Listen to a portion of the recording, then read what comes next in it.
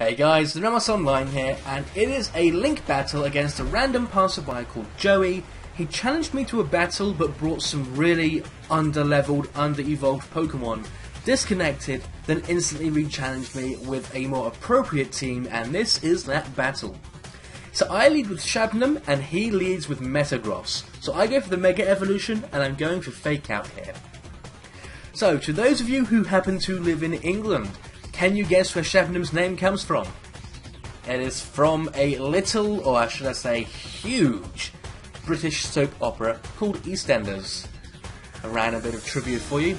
So anyway, after that Fake Out, I go for the high jump kick and I do nail it, and it takes Metagross out. That is one threat down. He goes into Dragonite next. I thought this thing was going to go for a D-Dance and probably had Multiscale, but it didn't have Multiscale and it goes for Skydrop instead. So that did kind of mess me up. So it had no item, it went for Skydrop, and it didn't have Multiscale.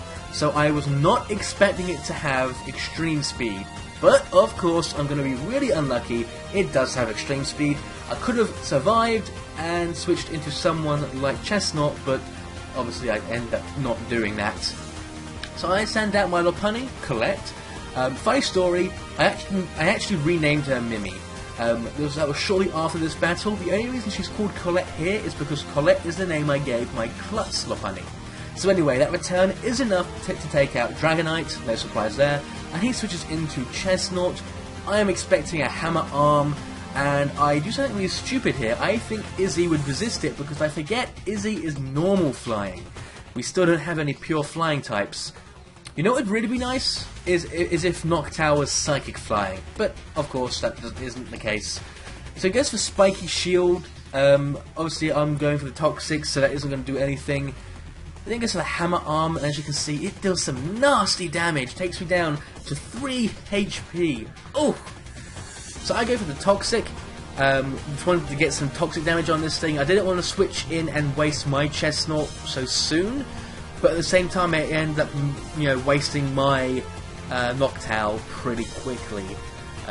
Didn't worry me too much because he didn't really have any special threats.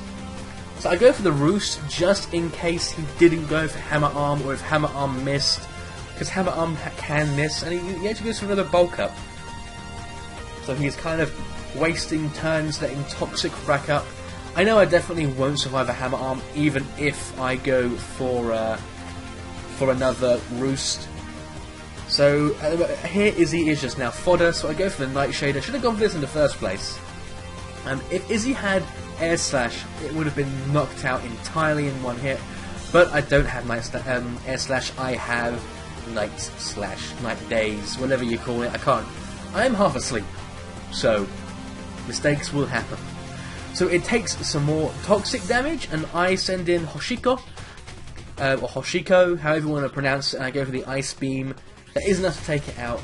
The only Psychic type move I have on her, or it rather, is Psy Shock, and after 2 Bulk Ups, I didn't want to risk it.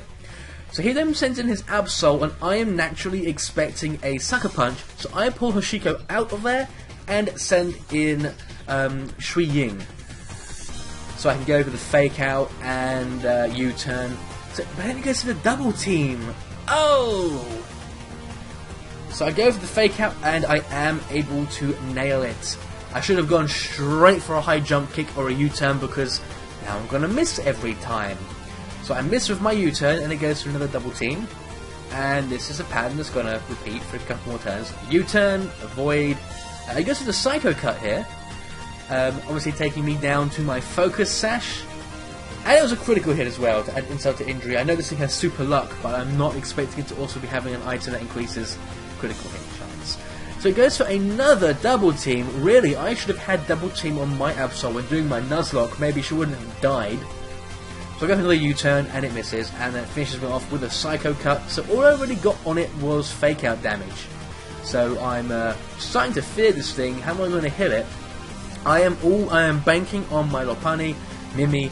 I know it says Colette, but just call her Mimi. That's what should be renamed to now. I actually managed to nail the return and take out the Absol. So that is nice. Losing some HP to Life Orb, and then he sends in Lucario. I actually have Jump Kick on Mimi now. and I'm finding jump kick to be very good. In my guide, I think I did mention jump kick, but I didn't recommend it on Lopunny. I take it back. Don't have retaliate, have jump kick. It helps you deal with things that resist normal type moves. So I go for the Cosmic Power against Gengar because there is nothing I can do. So all I'm trying to do now is stall Gengar out to see what moves it has. And it goes for Venoshock. Oh, God, of all the moves it could have gone for. So I'm praying that this thing also has Sludge Bomb and Shadow Ball, and that it gets cocky with my Chestnut.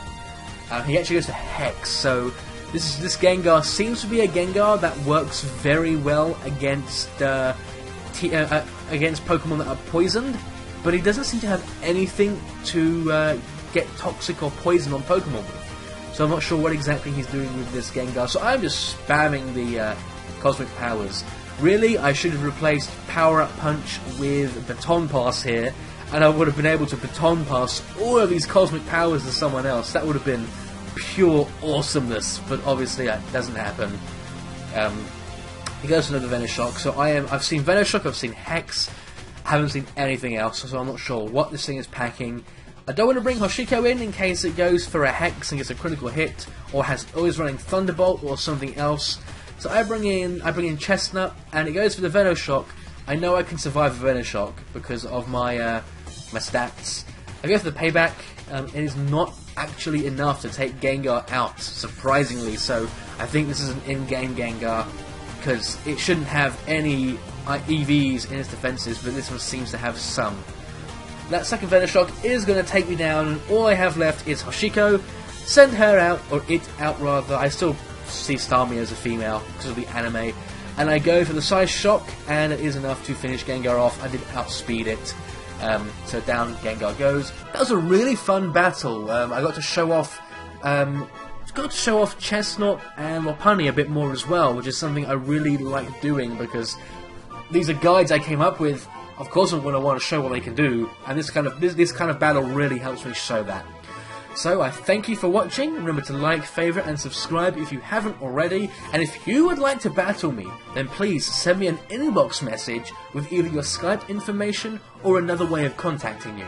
I would really love to battle some of you guys out there, so be sure to get in contact with me and we can do awesome battles, and obviously I will put the battles on YouTube for you guys. So until the next video, thank you for watching and I will see you next time.